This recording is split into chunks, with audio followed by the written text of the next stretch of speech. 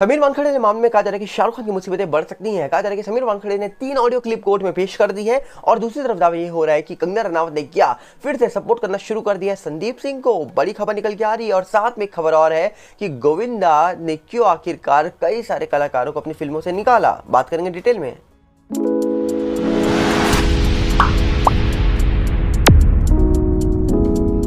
सबसे पहले यहाँ पर हम आपको बता दें कि कहा जाता है कि 28 तारीख को समीर वानखेड़े मामले को लेकर बॉम्बे हाईकोर्ट में एक सुनवाई होनी थी, जहां पर कहा जा रहा है कि सीबीआई का ये कहना था कि समीर वानखेड़े जी को जो प्रोटेक्शन दी गई है उस प्रोटेक्शन को हटाया जाए। इस पूरे मामले को लेकर बॉम्बे हाईकोर्ट में सुनवाई शुरू होती है, जहां पर कहा जा रहा है कि समीर वानखेड़े की जो टीम है उन्होंने 3 ऑडियो क्लिप पेश करी है कोर्ट के अंदर। अब दावा ये हो रहा है कि इस ऑडियो क्लिप के अंदर कई बड़े सबूत हो सकते हैं। जैसे कि एक खबर निकल के आ रही है जहां पर समीर वानखेड़े जी ने यह भी बोला कि उनके जो वरिष्ठ अधिकारी हैं वो कहीं ना कहीं जो गवाह थे इस पूरे मामले में उनको प्रताड़ित कर रहे थे ताकि मुझे फंसाया जा सके।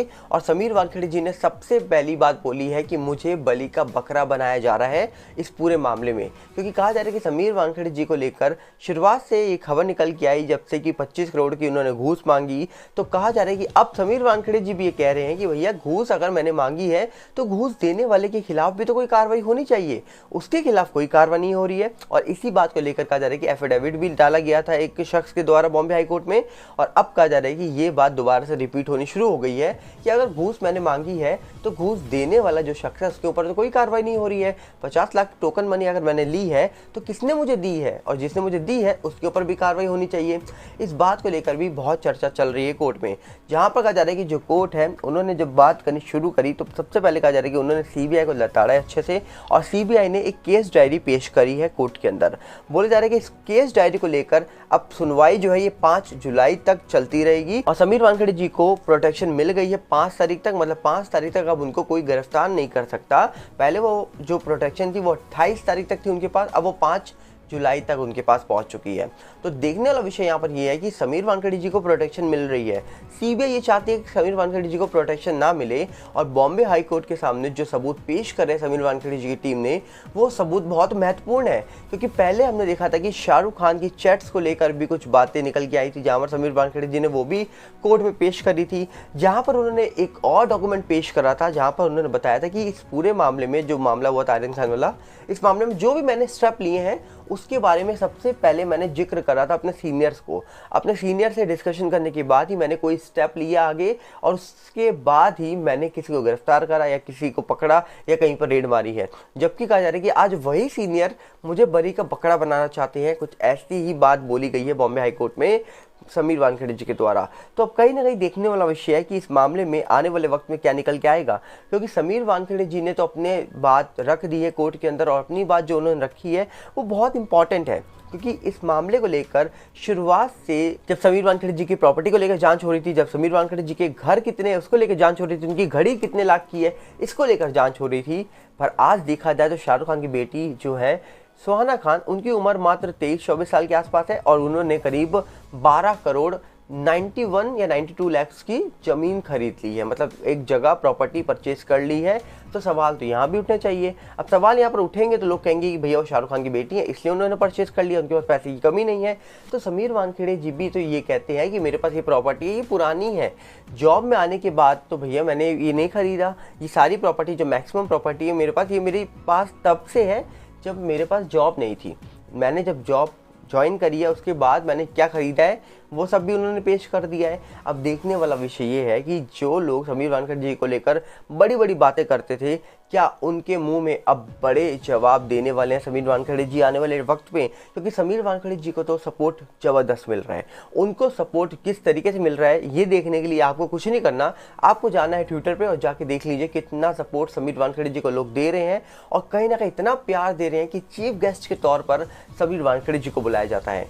समीर वानखेड़े जी मोटिवेशनल लेक्चर देते हैं। समीर वानखेड़े जी जाकर उनको समझाते हैं कि लाइफ में आप क्या करो और उनकी बातों का महत्व होता है। उनकी बातों को लोग समझते हैं और हमेशा जिसकी बातों का महत्व है, जिसको लोग समझते हैं वो गलत तो नहीं हो सकता। ऐसा मैं नहीं, ऐसा लोग भी कहते हैं।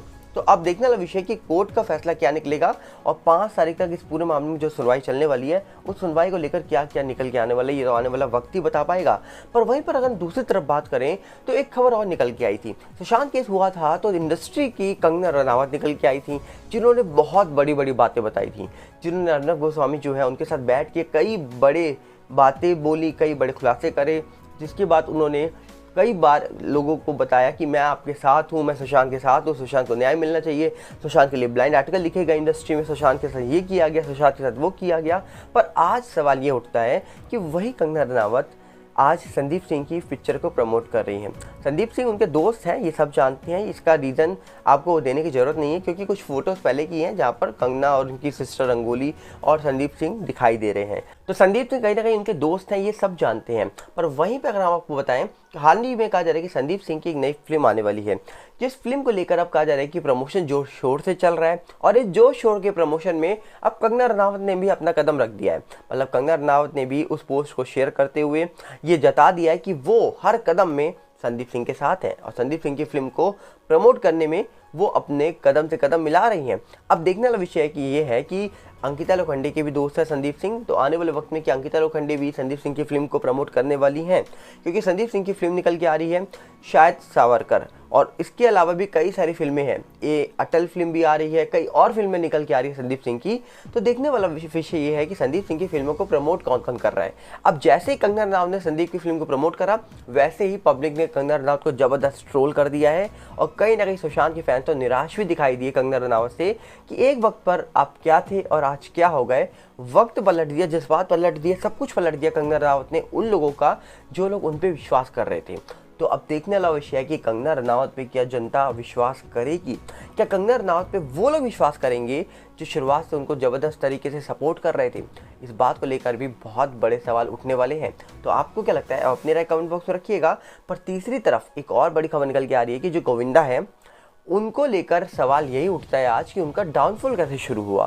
गोविंदा इंडस्ट्री के वो एक्टर थे जिनको हर शख्स अपनी फिल्म में लेना चाहता था, हर शख्स देखना चाहता था अपनी फिल्म में उनको, क्योंकि उनके आते ही फिल्म सुपरहिट होती थी। और आज उनका ही डाउनफॉल शुरू हो गया है, उनको ही कोई फिल्म में नहीं लेना चाहता। और जबकि उनकी वजह से कई सुपरस्टार लोग बन गए, उनकी वजह से कई डायरेक्टर जो फ्लॉप थे वो हिट फिल्में देने लग गए, आज कोई उनको क्यों नहीं ले रहा है। ऐसा खुलासा किया गया है एक एक्टर थे टार्जन फिल्म के, हेमंत, आप जानते होंगे उनको। टार्जन फिल्म अगर आपने देखी है तो आप जाके देख सकते हैं। टार्जन फिल्म के अंदर हेमंत नाम के जो एक्टर थे, उन्होंने कहा कि इंडस्ट्री में मैंने करीब शुरुआत में 107 फिल्में साइन करी थी और मुझे नहीं पता कि कितनी सारी फिल्मों से मुझे निकाल दिया गया। मैंने तो यहाँ तक कि एक फिल्म साइन करी और मुझे 21,000 रुपये का अमाउंट भी मिला, साइनिंग अमाउंट, और बाद में मुझे पता लगा कि गोविंदा ने मुझे उस फिल्म से निकाल दिया। अब ऐसा कहना है हेमंत का। और इन्होंने साथ में कहा कि कई और कलाकार मुझे अपनी फिल्मों से निकाल रहे थे क्योंकि लोग मेरी बॉडी से अनकंफर्टेबल हो रहे थे। उनको लगता था कि इसकी बॉडी बहुत अच्छी है, ये हमसे अच्छी एक्टिंग कर लेगा, ये हमसे अच्छे लुक दे देगा। तो इसी डर की वजह से, इसी अनकंफर्टेबल की वजह से लोग मुझे अपनी फिल्मों से निकाल रहे थे। तो मुझे कई सारे लोगों ने सलाह ये भी दी कि तुम अपनी बॉडी को थोड़ा डाउन करो, क्योंकि तुम्हारी बॉडी बहुत अच्छी है और तुम्हारी बॉडी जितनी अच्छी होगी तो सामने जो हीरो होगा या लीड एक्टर होगा फिल्म का, वो डरेगा कि भैया मैं इनके सामने कैसे लीड एक्टर का रोल कर सकता हूँ इस फिल्म के अंदर, क्योंकि लोग मुझे तो देखेंगे नहीं, लोग तो इसको ही देखेंगे। तो इसकी वजह से कहा जा रहा है कि मुझे कई फिल्मों से निकाला गया। कई लोगों ने जो फिल्मों से निकाला था बाद में उन्होंने मेरे साथ काम भी किया, पर गोविंदा को लेकर उन्होंने ये बात बोली कि गोविंदा ने मुझे एक फिल्म से निकाला जिस फिल्म को लेकर मैं साइनिंग अमाउंट ले भी चुका था करीब 21,000 रुपये का। तो अब यहाँ पर सवाल ये उठता है कि इंडस्ट्री के अंदर ये जो चीज़ें निकल के आती हैं कि भैया एक को निकाल देते हैं, एक को ले लेते हैं, और कहीं ना कहीं जिसका करियर चल जाता है उसको कहीं ना कहीं निकाल दिया जाता है इंडस्ट्री से या फिर फिल्मों से। ये बात क्या सच है? क्योंकि हेमंत ने जो बात बताई है ये बहुत चौंकाने वाली बात है। एक्टर हेमंत आज भी वो लगातार काम कर रहे हैं, आज भी बिना रुके बिना थके वो इंडस्ट्री में है और लगातार फिल्में कर रहे हैं, लगातार कहीं ना कहीं जो रोल मिलता है उनको वो करते हैं। तो आपको क्या लगता है कि इंडस्ट्री में भेदभाव होता है कि इंडस्ट्री में भी अनकंफर्टेबल लोग होते हैं? आपकी राय क्या है? कमेंट बॉक्स आपके लिए खुला है, मिलेंगे बहुत जल्दी। नमस्कार, जय हिंद।